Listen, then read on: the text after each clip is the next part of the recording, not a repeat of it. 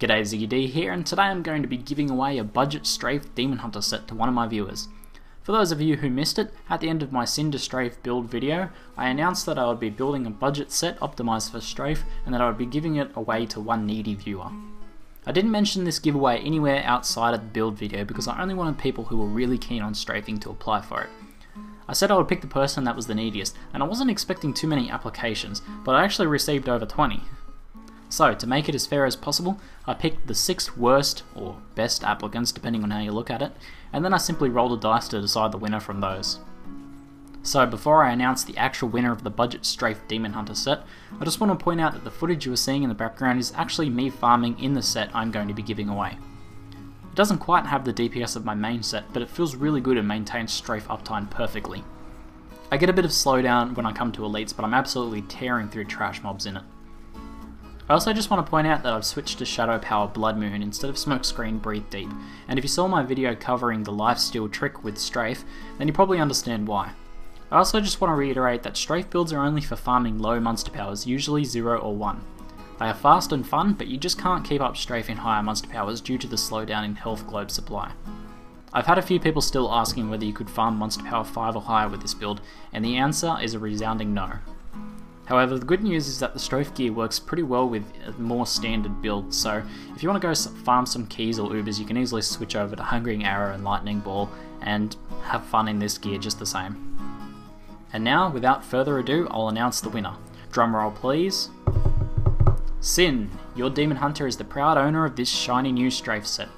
I hope you can have some fun strafing with it, grow that Paragon level and find some nice legendaries. I'll get into contact with you shortly and we can meet up in game so I can give you your prize. I'd be more than happy to do some Strafe farming runs with you as well. It'd be nice to have someone other than a Whirlwind Barb able to match my run speed.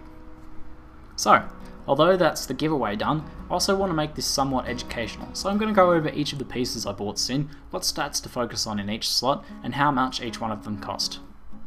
All up, this set cost around 12 million gold, which is around the 10 million budget I was aiming for. You should always have a bit of flexibility in your budget so that you can pick up any really good deals you find without worrying about going over your budgeted amount. So let's move on. So let's start off with the helmet.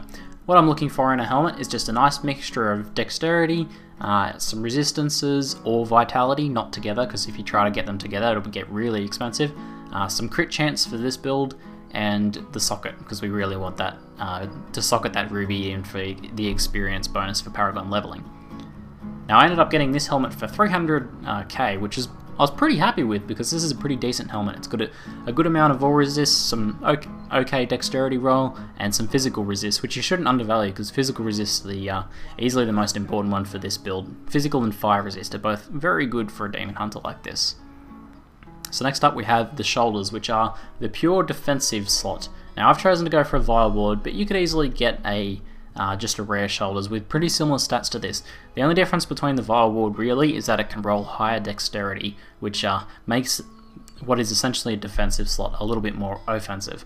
So I would stick with either all resist or vitality, sort of when you're starting off building out, just pick all resist or vitality and then make them up in later slots.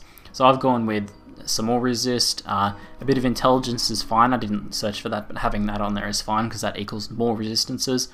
It's got plenty of armor, the Vile Wards are really good for armor, and some life regens also good to have on this slot. Now as I've mentioned in the actual build explanation video, pickup radius is pretty important for this build, and shoulders are a good slot to get pickup radius, especially if you're going for rare shoulders. I'd try and get some pickup radius if you can. Now I managed to pick up these Vile Wards for around 1 million, and you should be able to get rares equally as good as this for that amount as well. Pretty cheap overall for such a high defensive slot. So the next slot we're looking at are the gloves, and gloves are in a purely offensive slot, and they're also a huge source of crit chance for this build, so make sure you try and get at least 9% crit chance. I've managed to get 10% crit chance here, and some crit damage, and that makes a huge damage bonus with that. The extra, any crit damage you can sort of get is going to multiply it out, but crit chance is the main focus. Make sure to avoid attack speed because attack speed is actually negative for this build. You really don't want any attack speed if you can avoid it. Now I've also gotten pretty lucky here and managed to get some vitality and armor. People tend to undervalue armor, so that wasn't really factored into the price of these gloves, but the vitality did jack the price up a little bit. If you can't find any good deals with some vitality or armor on them, just stick to your dexterity, because gloves are a very high dexterity roll, crit damage, and crit chance. Now I managed to pick these gloves up for 300k, which was probably a bit of a bargain. I would think that these would be over 500k, but you could easily get for 300k some nice ones without vitality and maybe some armor. Search for armor on your gloves if you're going to go for any defensive stat. So next up we have our chest piece, and the Inquisitor is an extremely budget piece of gear. Without pickup radius, you can get an Inquisitor pretty much exactly like this, with regen, dexterity, all resist, move speed, which is important because we only have move speed on our boots, and the crit chance for Strafe, which is quite important for this build, for 20k. It's ridiculous how cheap this is. Of course, there are a lot of better ones, and you can get pretty good rare slots for this, but that crit chance on Strafe and having the all resist and everything native to this legendary makes this really cheap and easy to get. Also, that move speed means that you can have move speed on your chest for now, and later on pick up some Inner's Pants when you have more money to upgrade, and then you can switch out the Inquisitor for a better chest piece. But this is just such a good budget piece that it's well worth picking up. Now, because I didn't get any pickup radius on my shoulders or belt, I got pickup radius on this, and this jacked the price up a fair bit. I think I ended up spending about 800k on this chest piece. So the next armor slot I'm looking at is the braces. Now, I got these strong arm braces pretty well, but there's really not too many legendary braces that will work outstandingly in this build. This one just had the right stats I was looking for. It's got some defensive stats which aren't too necessary on braces. This is an offensive slot, so focus on your crit chance. And it also got a pretty good dexterity roll on these, so try and get a nice high dexterity roll and crit chance. And again, armor's pretty cheap, so if you can get armor on them, that's a nice spot to get armor. I recommend sticking with rare braces, but check out the strong arm braces if you want. That knockback is actually kind of annoying in this build, so that's kind of why I prefer rare braces over these ones. So the next slot we have is the belt. Now, I've picked up the Inner's Favor belt because Inner's Favor is probably the cheapest slot for this, and we are eventually going to want to get Inner's Temperance, the pants, to fill out the 2 set bonus of 130 extra dexterity, which does make a big difference. Inner's Favor, for how cheap it is, it's usually around 1 million. I think I spent 700k on this Inner's Favor here, and this does actually add quite a bit of damage. That 7% to holy damage rolls off your base damage, not including any elemental damage you have, and makes a pretty decent difference in damage. Like, let's have a look how much this rolls here. 62k down to 56, so that's around 8k or something like that there. So it's pretty decent roll at 6k, sorry. Pretty decent amount of damage for what is essentially usually a defensive slot. Now, as I said, try and get pickup radius on here if you can, and if you don't get it in his favor, if you go for a rare belt, that should be even easier to get. Now for the pants, I wanted to spend up a bit and get Sin some extra magic find, because this is a farming build, and a bit of extra magic find in a slot where it doesn't really hurt is pretty good to get. Depth Diggers have pretty good defensive rolls on them as well as dexterity, so this has got a nice mixture of dexterity, vitality, all resist, armor, and then the magic find. So this was a pretty good buy, and if you're going to get rare pants, just get some sockets or a mixture of defensive and offensive stats on there, and you can get some magic find if you want, and you can also possibly get some pickup radius on your pants. That's another good slot to get pickup radius. These pants were pretty expensive because I went for the flashy legendary instead of a rare, so these cost me about 2 million. The next armor slot we have are the boots, and with boots you kind of need move speed until you can get your Inner's Pants and another legendary, so we stuck with move speed for now, and it's probably cheapest to get move speed on boots for now anyway. Now I've just gone with a decent dexterity roll in here and all resist and nothing else. Haven't really tried to get anything else on there. The life regen is a nice bonus, and we ended up with pretty high life regen on this. I recommend around 800 life regen with this build, and 1400 is ridiculously high for this. So that's pretty simple. I ended up spending I think I got a bargain on these. They ended up being 20k, but I'd probably look around more than 200k for boots like this. Now let's take a look at the weapon, because the weapon is obviously a pretty important slot. Now the weapon is a huge source of crit damage, so if you can get a native crit roll and a socket, and then socket it with a good crit damage gem, then that's going to up your DPS a huge amount. This doesn't have a native crit roll, but it has decent dexterity, and it has a socket, so that's good. It also has a very high DPS base for this, so I was sort of happy to give up the crit damage. It's also got an extremely good life on hit roll, which is crucial. I'd go for a minimum of 700 life on hit on your weapon, and if you can't get that much, then you're going to have to fill it out with your rings and amulets, and that can get pretty expensive, so try and get it on your weapon if you can. This crossbow ended up costing me 2.25 million, so it is an expensive slot, but you kind of want to spend up as much as you can to get the best one possible. Now to go along with that crossbow, we have the Dead Man's Legacy. Don't even look at rare quivers. The Dead Man's Legacy is so cheap and so good. I've never seen a legendary that completely kills the rare market more than the Dead Man's Legacy. And the great thing about this slot is that there's no skill bonuses here that will help this build. And that, although that sounds like a bad thing, that means you can get a really cheap Dead Man's Legacy by focusing on the skills that people don't usually want. No one uses rapid fire, so this Dead Man's Legacy was really cheap. I think I ended up getting this for 400k, so nice. You can easily get one of these from between 200 to 800k depending on the stats you get. Now this has natively high dexterity and vitality rolls, which is awesome because you can get a huge chunk of your vitality from this. I think it's got a base of like 180 vitality, so anywhere between 180 and 200 vitality is a huge amount for this build, and that's awesome. And that's probably like a lot of the vitality you need. Maybe you only need vitality in one other slot to make up enough vitality for this build. Now just try and go for the crit chance 10, but the crit chance on this ranges between 9 and 10%, so it's really not too big a deal. And the final thing to note is try and get the lowest attack speed you can. I managed to get 13% here. The Dead Man's Legacy ranges between 10% and 20%. Try and stay below the 15% mark, it's going to make it cheaper, and it's also going to help the build. So if you can get a 10% Dead Man's Legacy with decent other rolls, then you are going to be smoking. Now the final slots to look at are jewelry. I spent up on this one and got a Stone of Jordan for the extra elites damage and the extra discipline and the strafe crit chance.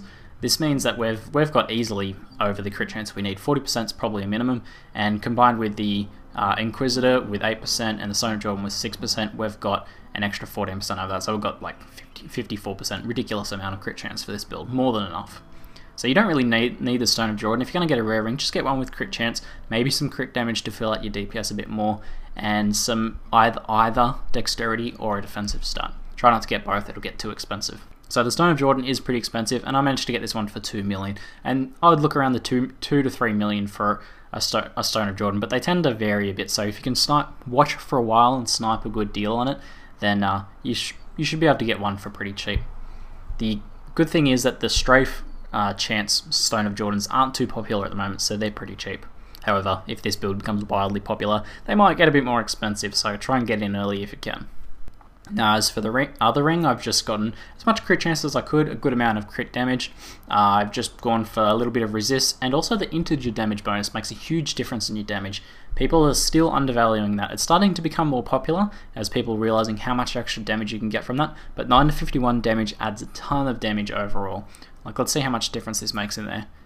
There we go, 53 to 62, so almost 10k difference from that one ring.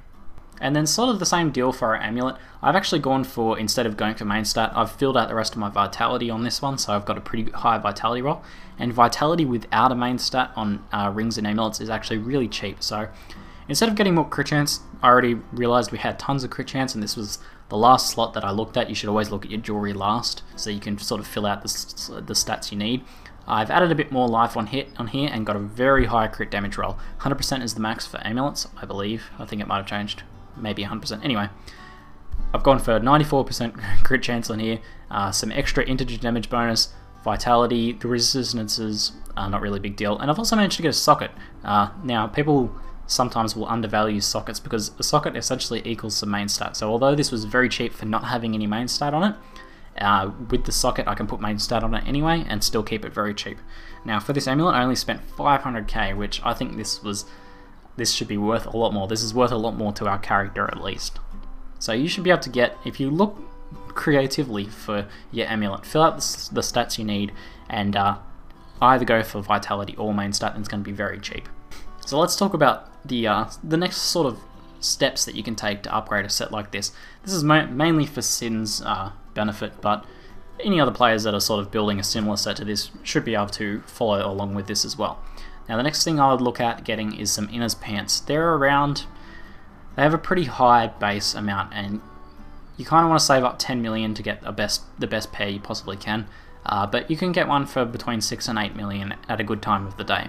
Now the reason for this is it will give us move speed, and it fills out the 2 set bonus for the Inner's set, and that's going to make a huge difference to your overall damage. And then what that means is it frees up either you to get non-move speed boots, so you can get high rolls on your boots with no move speed, which is nice and cheap, or you can change the chest piece over to like a Natalia's set or something like that.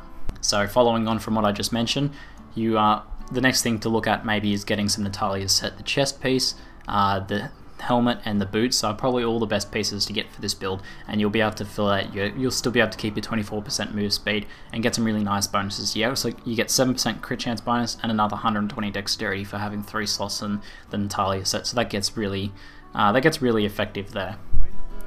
And then probably the next big one after that is probably the Manticore. Getting a 2-socket Manticore or a really high damage 1-socket Manticore, you should be able to upgrade your DPS a fair bit, and that will take you over the 100k mark easily.